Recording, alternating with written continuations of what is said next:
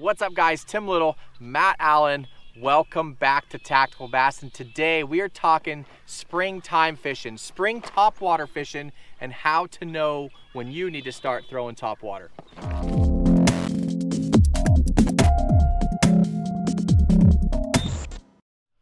One of the main questions that we get over and over and over again in the springtime is, how do I know when to start throwing topwater? Is there a sign? Is there some magical thing that happens where the bass just start coming to the surface? Because all of us don't want to miss that. If the bite has fired up, we want to be throwing topwater. We all love it. So how do you know? Well, it's actually a much more complicated question than you might think. It depends on the kind of lake that you are on. And then it also depends on the type of topwater. Fish will come to the surface for one bait long before they will come for another. But let's talk about environmentally, what will help you see that it's coming or that it's probably started. If you're on a natural lake, a lake with a lot of mud flats, shallow areas, big bowls, spawning flats, your topwater bite is going to come much sooner and be much more predictable than a guy on a reservoir with steep walls or little to no grass. Grass is a major deal. If you visibly see grass growing up, your bite has already started. Now, it might not be wide open. It might not be a summer topwater bite. But the reason this matters, the reason you're pushing that on the front edge is because giants eat topwater in the spring. It's not just that you're gonna go out and hopefully catch a topwater fish.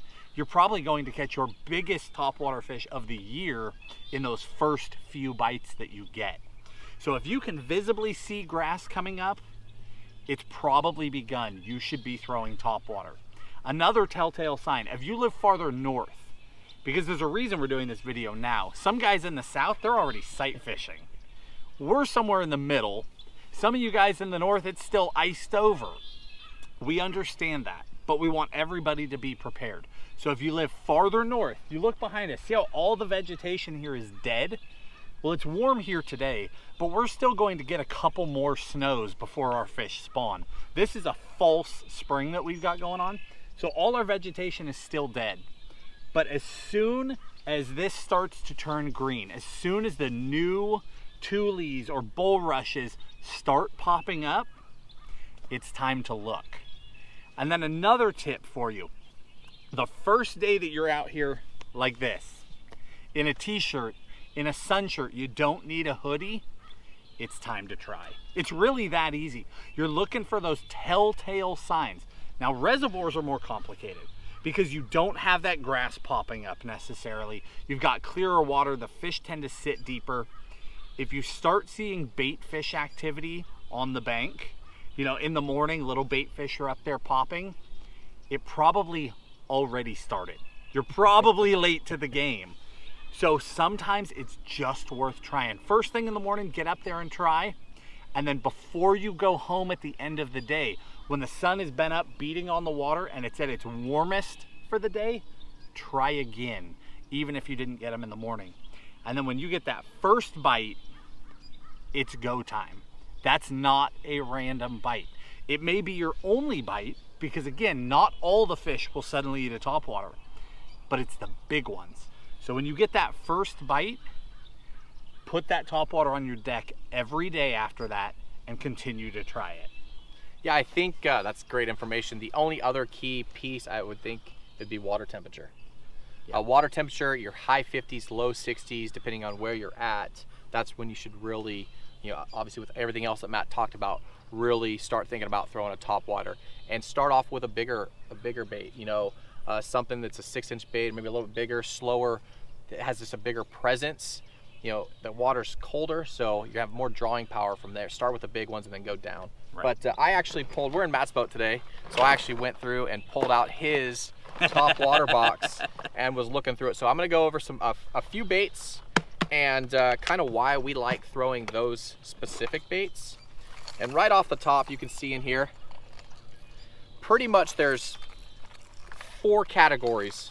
You have your traditional walking style baits. Now this is gonna be a mess. You know me in organization. Yeah, your rovers, your spooks, those types of baits. Then you have kind of your poppers, you know, your yellow magics, your Ricos, so you have your walking baits, your poppers, then you have your true whopper plopper style baits, organized.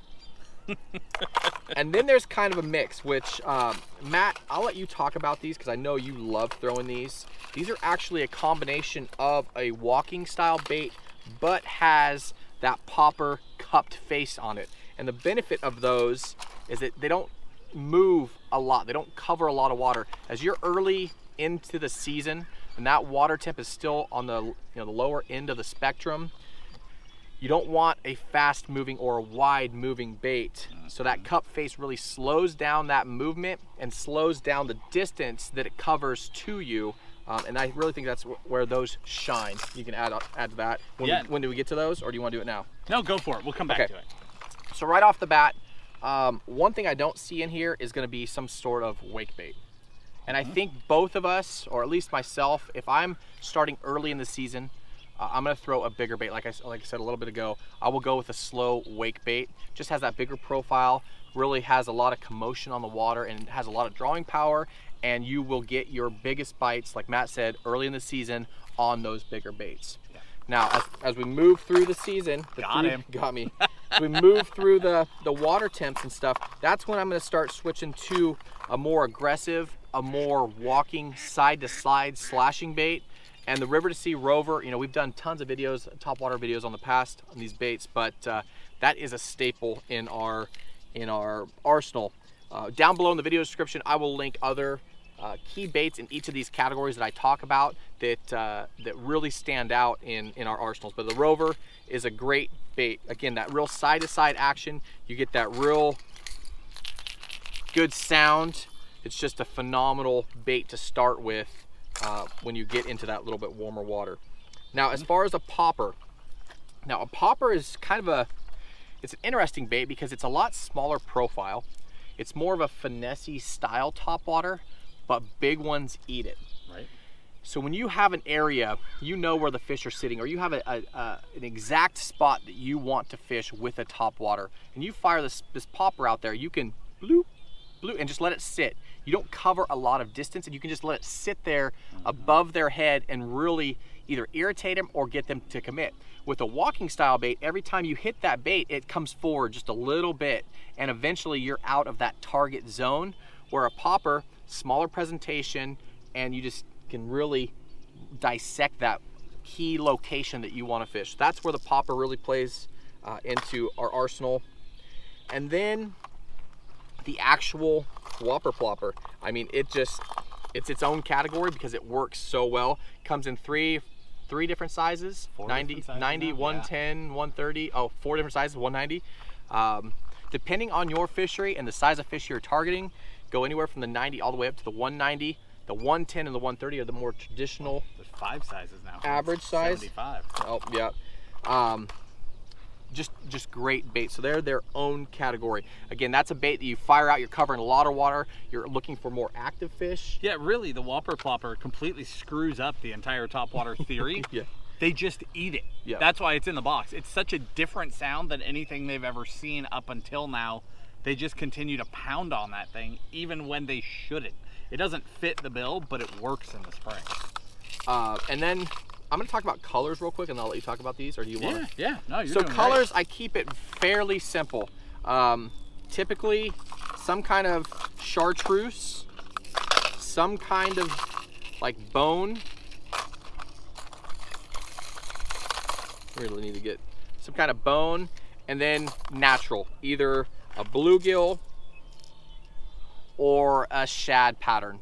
Those 4 patterns typically are going to be where I start. You can throw in, a black or a chrome, something like that. But traditionally for me, those are my 4 start off colors.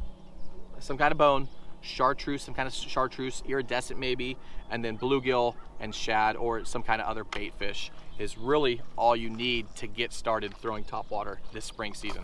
Let me talk about this. I know you love these baits so much. So you pretty well nailed it. Can I add on color? Absolutely. So show the box again. So Tim and I are in complete agreement on color. Essentially, I have 3 colors in there, and they're all on purpose. Now I have some exceptions that I throw in just in case I run over some weird conditions, but chartreuse, bone or white, and then bluegill. And that's pretty much what's in my box. There's just some oddballs. But the reason for that is because in the spring, when these bites kick off, in most of the country, the water is still murky. Now, some lakes are clear, but most of it's murky. So chartreuse and bone are natural colors to start with, because when that water's murky, the fish tend to go shallower than when it's clear, and that water warms up the fastest. So fishing that muddy water on purpose with a topwater, especially on a warm afternoon, can be the deal. So most of what I've got in the box fits that. And then bluegill, it's springtime, right? These fish are bulking up.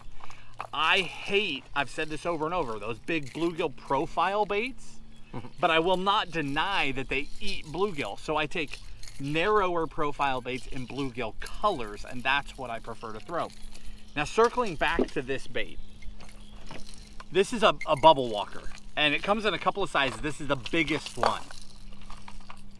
The bubble walker is in my box, and it takes up a significant part of my box. This is the little guy, little bubble walker, beat to pieces. This is the big one. See how big that bait is?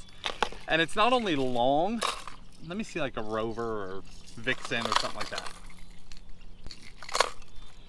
So length, pretty similar, but it's way thicker all the way around. It's a much, much larger bait, and it's got a huge cupped face. So basically it's a giant popper, but I don't fish it as a popper. This is one of my absolute favorite spring baits. I walk the dog with it just like it's a spook, only a spook or a rover or a vixen or a shower blows, they've all got this wide walk. This doesn't. The back end, if you just gently walk it, you don't want to pop this thing hard because it's got a cupped face. But if you just gently walk it, that cupped face stops it from going forward. And it basically, the back end stays in place and it's just hinged. It walks almost in place, just barely coming forward.